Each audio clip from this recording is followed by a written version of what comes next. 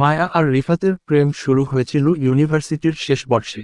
চারপাশে সবাই যখন চাকরি, উচ্চশিক্ষা আর বিদেশ যাওয়ার পরিকল্পনায় ব্যস্ত, তখন তারা একে অপরের চোখে খুঁজে পেয়েছিল এক নতুন জগৎ, একটা ঘর, একটু রোদ, একটু শান্তি। মার চোখ ছিল গভীর, যেন চুপচাপ ভাষায় বলে দিচ্ছে তার অতীতের কথা। সে কখনো বেশি কথা বলতো না, কিন্তু তার এক একটা চাহনি, এক একটা স্পর্শে ছিল এমন কিছু যা রিফাতকে মগ্ন করে রাখত। অন্যদিকে রিফাত ছিল নির্ভরতার প্রতীক। তার কণ্ঠ, হাতের মুভমেন্ট, এমনকি চায়ের কাপ ধরার ভঙ্গিতেও ছিল এক আত্মবিশ্বাস যা মায়াকে নিরাপদ করে তুলত। তারা যখন প্রথম কফি শেয়ারে বসেছিল, মায়া হেসে বলেছিল, তুমি চুপচাপ মানুষ, কিন্তু চোখ অনেক কথা বলে। রিফাত প্রথমবার একটু লজ্জা পেয়েছিল। সে বলেছিল, তোমার চোখে আমি কি দেখি জানো? ঠিক যেন এক বই, যেটা আমি পড়তে চাই, কিন্তু শেষ করতে ভয় হয়। মায়া একটু চুপ থেকে বলেছিল, তাহলে পড়ো ধীরে ধীরে, পৃষ্ঠার মতন উল্টে উল্টে। তারপরের 3 বছর ছিল ভালোবাসায় মোড়া এক পথচলা। তারা কখনো শহরের ব্যস্ত রাস্তায় হাত ধরে হাঁটত, কখনো নীরব লেকের ধারে বসে থাকত ঘন্টার পর ঘন্টা। কখনো কোনো স্পর্শ হতো না, তবু যেন শরীরের ভেতর কাঁপন উঠত জনের। রিফাতের সবচেয়ে প্রিয় মুহূর্ত ছিল সেই সময়টা, যখন মায়া তার কাঁধে মাথা রেখে চোখ বন্ধ করে বলতো, তুমি থাকলে আমি নিজেকে ভাঙতে পারি, আবার গড়তেও পারি। কিন্তু এত গভীর সম্পর্কেও কিছু অনুচ্চারিত দূরত্ব থেকে যায়। তারা কখনো একে অপরকে পুরোপুরি ছুঁয়ে দেখেনি, কেবল চুমু, কিছু আলতো ছোঁয়া, কিছু দীর্ঘ দৃষ্টি বিনিময়। রিফাত মাঝে মাঝে বুঝত, মায়া যেন ইচ্ছা করে নিজেকে আটকে রাখে। তার শরীর স্পর্শ চায়, কিন্তু মানসিক দ্বিধায় পিছু হাঁটে যায়। রিফাত কখনো জোর করেনি, কারণ সে জানত, শরীর তখনই সুন্দর যখন সে স্বেচ্ছায় খুলে যায়। অধ্যায় 2, সেই সন্ধ্যা। বছরের শেষ দিকে, মার জন্মদিনে, রিফাত তাকে নিয়ে গিয়েছিল শহর থেকে দূরে একটা রিসোর্টে। নাম ছিল তালপুকুর বনভিলা। চারপাশে গাছ, পাখির ডাক, ঝিরিঝিরি বাতাস, আর নির্জনতা। রিসোর্টে পৌঁছে মায়া একটু বিস্মিত হয়েছিল। বলেছিল, এতটা নির্জন জায়গায় আমাদের নিয়ে আসলে কেন? রিফাত হেসে বলেছিল, যেন কিছু শব্দ কেবল নিঃশ্বাসে ভেসে থাকে, কারোর শোনার প্রয়োজন না হয়। মায়া মৃদু হেসে বলেছিল, তুমি আজকাল কবিদের মতো কথা বলো। না, আমি শুধু প্রেমিক হয়ে উঠছি, রিফাত জবাব দিয়েছিল। সন্ধ্যা নেমে এলে তারা বারান্দায় চা খাচ্ছিল। পেছনে ছিল খোলা জানালা, দূরে দেখা যাচ্ছিল নারকেল গাছের ছায়া। বাতাসে মার চুল উড়ছিল। সে একটা হালকা নীল ফ্রক পরেছিল, ভেতরের গায়ের রেখাগুলো আবছা দেখা যাচ্ছিল রিফাতের চোখে। আজ তুমি অন্যরকম লাগছো, রিফাত বলল। মায়া চোখ সরিয়ে বলল, আমি জানি তুমি কি ভাবছো। না, রিফাত ধীরে তার হাত ধরল। আজ কিছুই ভাবছি না। শুধু চাই, সময়টা থেমে যাক। তুমি থাকো, আমি থাকি, আর কিছু না। মায়া তাকিয়ে রইল। তার চোখে যেন কুয়াশা জমল। তারপর হঠাৎ করে বলল, রিফাত, যদি আজ তোমার কাছে নিজেকে পুরোপুরি দিয়ে দিই, তুমি কি আমায় অন্যভাবে দেখবে? রিফাতের বুক কেঁপে উঠল। সে বলল, আমি তো তোমায় কখনোই শুধু শরীর দিয়ে দেখিনি। কিন্তু তোমার শরীর যদি আমার হয়ে আসে, তাহলে আমার আত্মাও তোমার হয়ে যাবে। মোমবাতি।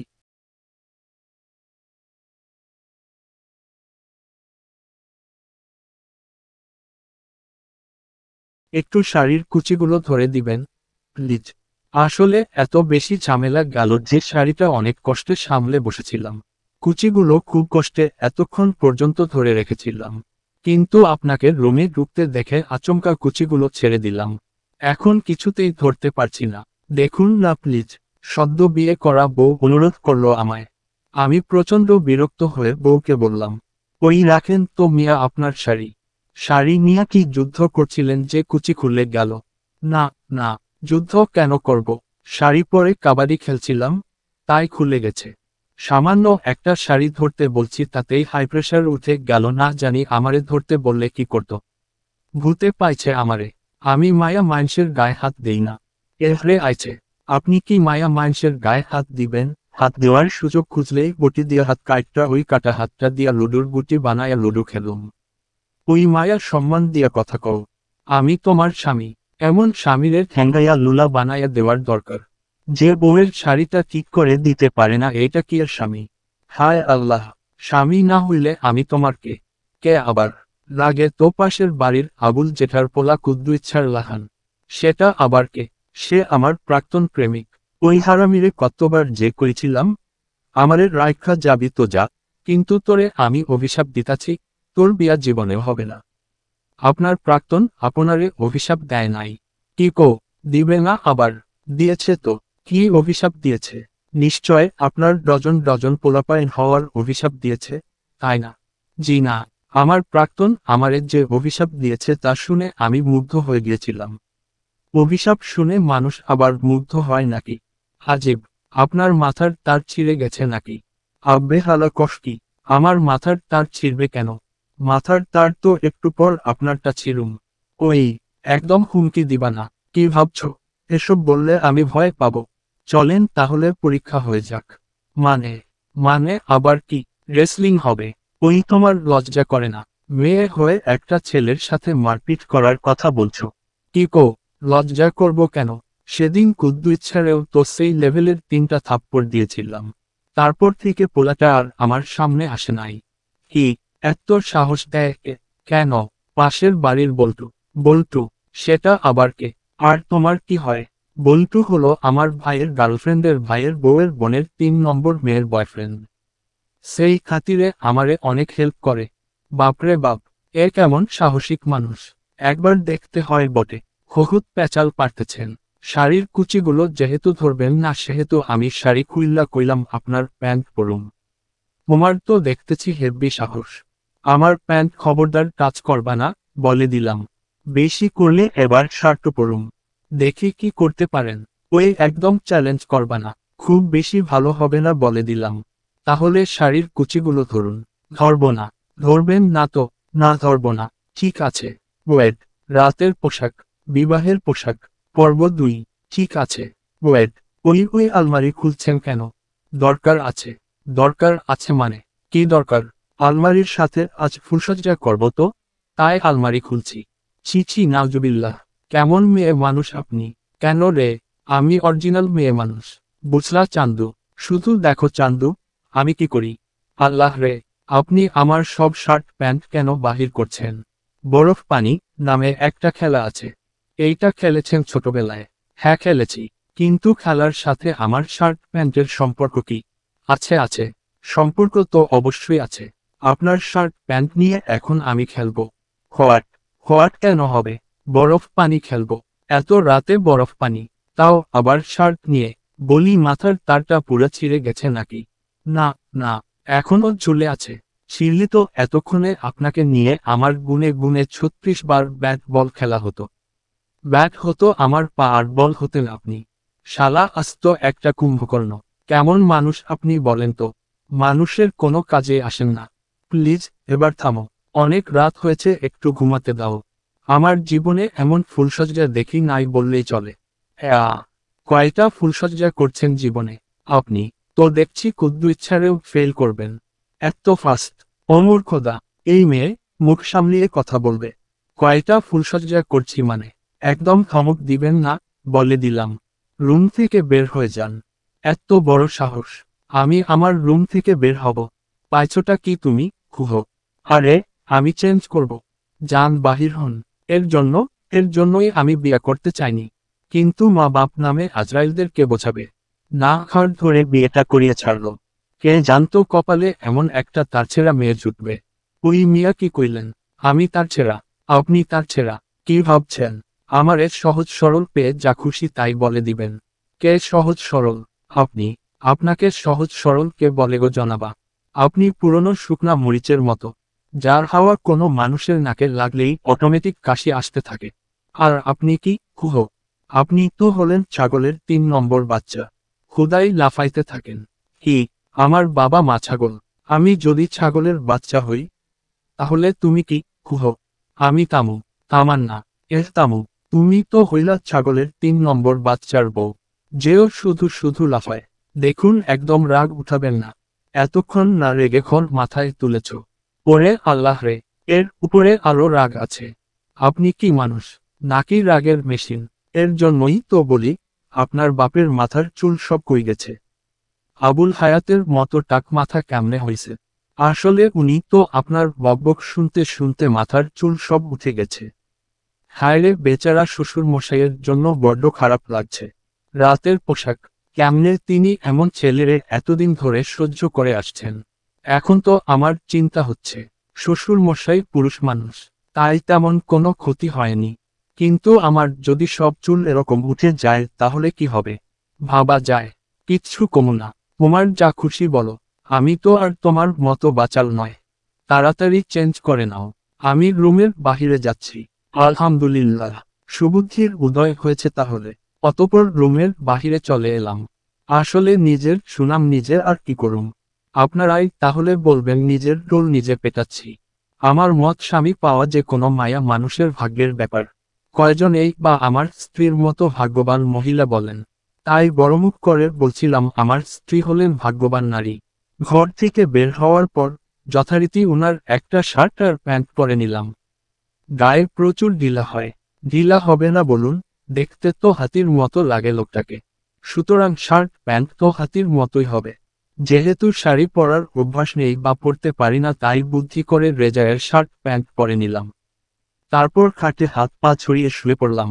উদ্দেশ্য হলো একটা বিন্দাস ঘুমের।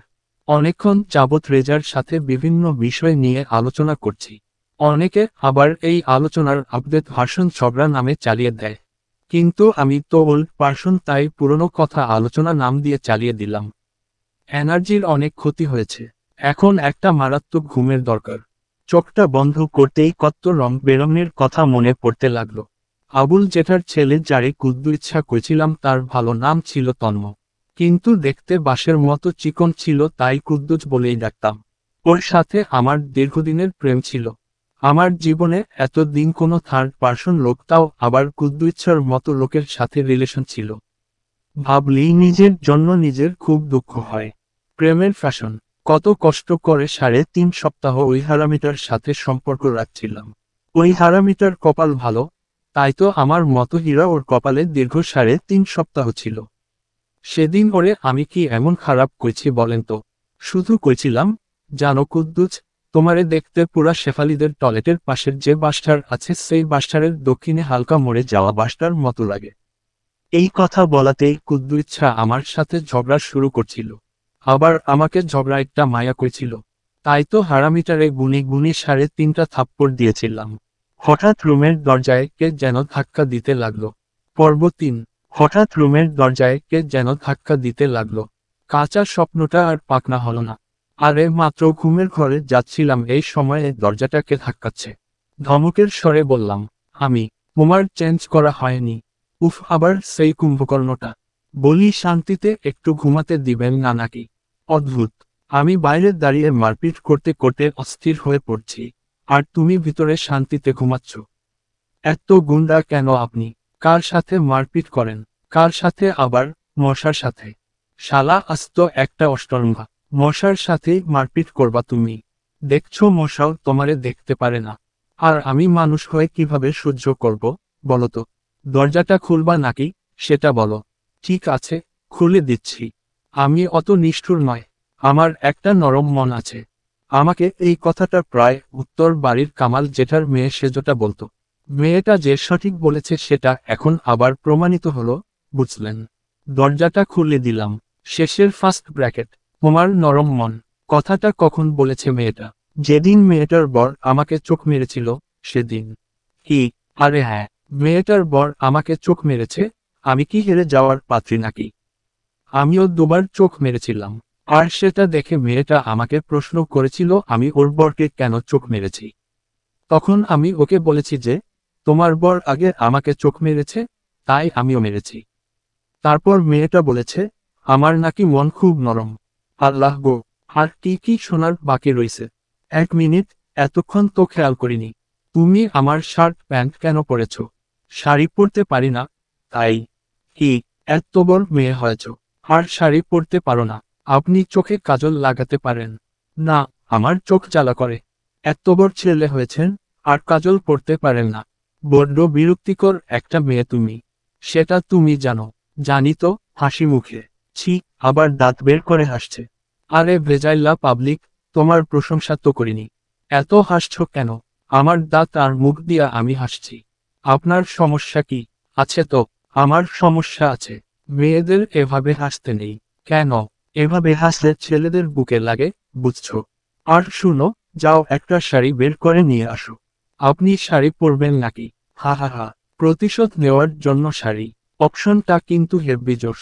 এক কাজ করেন, আজ থেকে আমি আপনার সব শার্ট প্যান্ট পরব, আর আপনি আমার সবগুলো শাড়ি পরবেন। ওকে, বড্ড বেশি কথা বলো তুমি। যাও শাড়িটা নিয়ে আসো। এই যে নিন, শাড়ি। দেখি, আমার সামনে একদম কাছে এসে দাঁড়াও। মানে, আমি আপনার সামনে কেন যাব? আগেই বলেছি, আমি শাড়ি পরতে পারিনি। তাহলে আপনাকে আমি কি করে শাড়ি পরিয়ে দিব? তোমাকে একবারও বলেছি যে আমাকে শাড়ি পরিয়ে দাও। এত কথা কেমনে বলো তুমি? ওর হাতটা ধরে এক টান দিয়ে কাছে নিয়ে আসলাম। ওর নিঃশ্বাস আমি খুব কাছ থেকেই অনুভব করতে পারছি। আলতো করে বেঁধে রাখা চুলগুলো খুলে দিলাম। শেষের ফার্স্ট ব্র্যাকেট। কি করছেন? ছাড়ুন। চুল খুললেন কেন? না, খারাপ লাগছে না। চুল সব সময় খোলা রেখো। চুল বাঁধলে তোমায় দেখতে পেতনির মতো লাগে। ভূতের বউ তো পেতনি হবে। এ আর নতুন কি? আচ্ছা শুনো পেতনি, তোমার এই ভূতবরটা কিন্তু শাড়ি পরাতে পারে। সুতরাং কিছুক্ষণ মুখে তালা মেরে সামনে এসে সোজা হয়ে দাঁড়াও। কি? আমি আপনার হাতে শাড়ি পরব? পাগল হয়ে গেছি নাকি আমি? প্রয়োজন নেই। আমি শার্ট প্যান্ট পরে অনেক ভালোভাবে আছি। তোমার ভালোর জন্যই বলছি। এখন শার্ট প্যান্ট পরে আছো, সেটা ঠিক আছে। কিন্তু সকাল হতেই সবাই নতুন বউকে দেখতে আসবে। তখন কি আর শার্ট প্যান্ট পরে থাকতে পারবে? আসলেই তো, তখন তো শাড়ি পরতেই হবে। কিন্তু একজন অপরিচিত মানুষ, তাও আবার পুরুষ। কেমনে কি করুম? আল্লাহ, কি ভাবছ? এত সংকোচ কেন? নিজের বরের হাতে শাড়ি পরবে, এটা নিয়ে এত বিব্রত? শাড়ি পরব ঠিক আছে, তবে আমার একটা শর্ত আছে। আবার শর্ত? তোমরা মেয়েরা পারো বটে। বলো কি শর্ত? আপনাকে চোখ বেঁধে নিতে হবে। যদি চোখ বেঁধে নিন, তবে আমি শাড়ি পরব। নতুবা যেমন আছি তেমনটাই থাকব। তুমি আসলে একটা পেতনি। ঠিক আছে, চোখটা তাহলে বেঁধে দাও। ওকে, দাঁড়ান। আপনার এখানে কোনো ওড়না বা তোয়ালে নেই? ওড়না কোথায় পাবো? আমার ঘরে কি আগে কোনো মেয়ে ছিল যে ওড়না থাকবে? তবে তোয়ালে আছে। খুঁজে দেখো। আচ্ছা। তামান্না চোখ বাঁধার জন্য তোয়ালে খুঁজতে লাগলো। আর আমি সেই সুযোগে তোয়ালেটা লুকিয়ে ফেললাম। মিসেস রেজা, এবার খুঁজো তোয়ালে। কই, কোথাও পাচ্ছি না তো। আপনি দাঁড়িয়ে আছেন কেন? দেখতে পাচ্ছেন আপনার বউ কত কষ্ট করে তোয়ালে খুঁজছে? আপনি একটু খুঁজুন। কেন আমি খুঁজব? প্রবলেমটা আমার না, সুতরাং আমি খুঁজতে পারবো না। সরি। তাহলে এবার কি হবে? চিন্তার কি আছে বলো? আমি তো অন্য কেউ না, তোমার স্বামী। আর তাতেও যদি সমস্যা হয় তাহলে ঠিক আছে, আমি চোখ বন্ধ করে থাকব। তাহলে হবে তো। কি আর করার? কথায় আছে, যেখানে বাঘের ভয়, সেখানে রাত হয়। রাতের পোশাক। ঠিক আছে। তবে খবরদার এই তামুর সাথে কোনোরকম চালাকি করার চেষ্টা করবেন না। শেষ পর্ব। তবে খবরদার এই তামুর সাথে কোনোরকম চালাকি করার চেষ্টা করবেন না। ওকে। রেজা আমায় শাড়িটা পরানো শুরু করলো। কিন্তু আমার ভীষণ বিব্রতকর অবস্থা হচ্ছিল। বারবার ওর হাতটা চেপে ধরতেছি। অবশেষে অনেক কষ্টে শাড়িটা পরানো শেষ হলো। ধন্যবাদ। দাঁড়াও তো সোজা হয়ে। এই তোমার হাতে চুড়ি কই? চুড়ি পরনি। আসলে খুব অসহ্য লাগছিল, তাই খুলে ফেলেছি। যে এটা ছেঁড়া মায়া, ধৈর্য বিন্দুমাত্র নেই। এমন মেয়ে কেন আমার কপালে জুটিয়ে দিলা আল্লাহ? ন্যাকামো হচ্ছে। ন্যাকামো বন্ধ করে চান ড্রেসিং টেবিলের সামনে থেকে। হিহ, আমাকে হুকুম করছো? আমি পারবো না। তোমার কাজ তুমি নিজে গিয়ে করো। কি কইলা? পারবা না? পাইছোটা কি তুমি? ঘরের মধ্যে আমি যা বলবো তাই শুনতে হবে। যাও, যা বলতেছি তাই শুনো। অসম্ভব। আমি যাব না ড্রেসিং টেবিলের সামনে। আরে ওই মিয়া, তোমারে আমি হাত পা তুলে নাচতে বলছি, নাকি ড্রেসিং টেবিলের সামনে গিয়ে গলায় দড়ি দিতে বলতেছি? সামান্য ড্রেসিং টেবিলটার সামনে যাইতে বলতেছি। কিন্তু কেন যাব আমি? কেন যাবা? তোমারে আমি একটু আদর করমু তো তাই। ছি, ছি। আদর করতে ড্রেসিং টেবিলের সামনে যেতে হবে? হায়রে ডিজিটাল জমানা।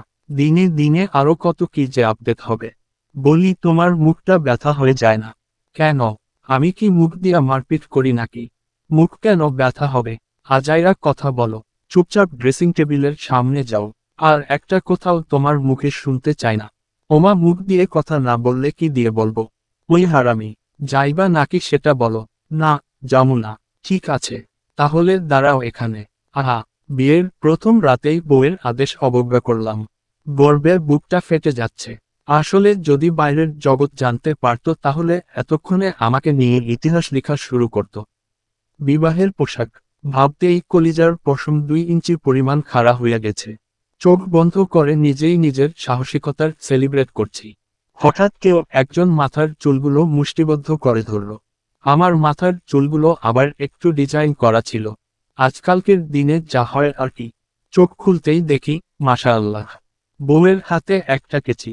ভাইরে কি কমু, কলিজার খাড়া পশমগুলো হঠাৎ চিপসে গেল। ভয়ে বউয়ের চোখের দিকে তাকালাম।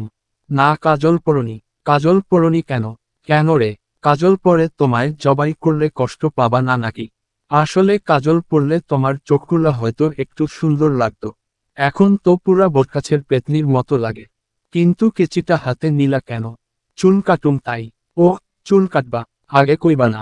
তোমার চুলগুলা কিন্তু অনেক সুন্দর। না কাটলেই পারো। কেন রে? প্রত্যেকটা কথায় হ্যান্ড দুলাইন বেশি বুঝতে হবে। বলতে পারো।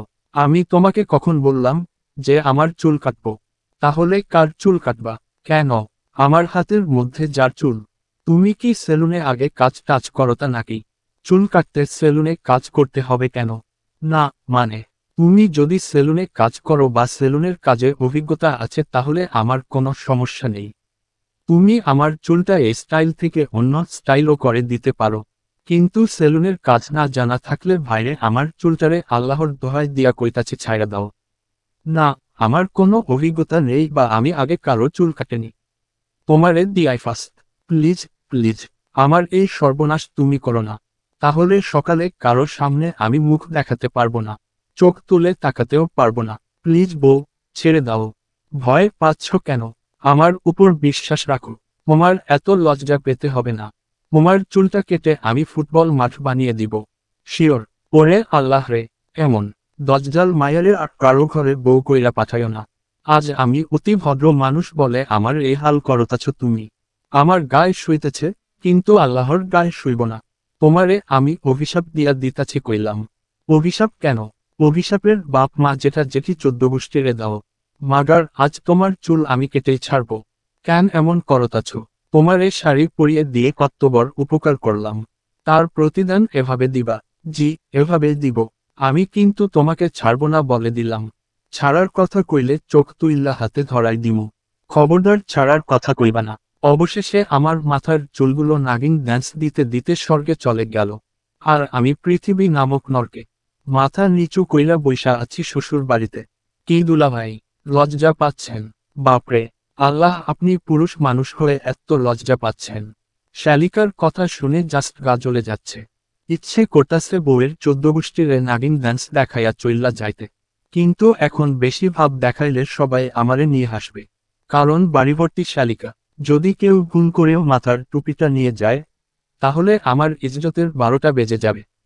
মুখের কথা মুখেই রইল। হঠাৎ বউয়ের ছোট বোনটা দৌড়ে এসে মাথার ক্যাপটা খুলে ওর হাতে নিয়ে নিল। আর রুমভর্তি সবাই আমার দিকে হা করে তাকিয়ে রইল। ওদেরকে হা হয়ে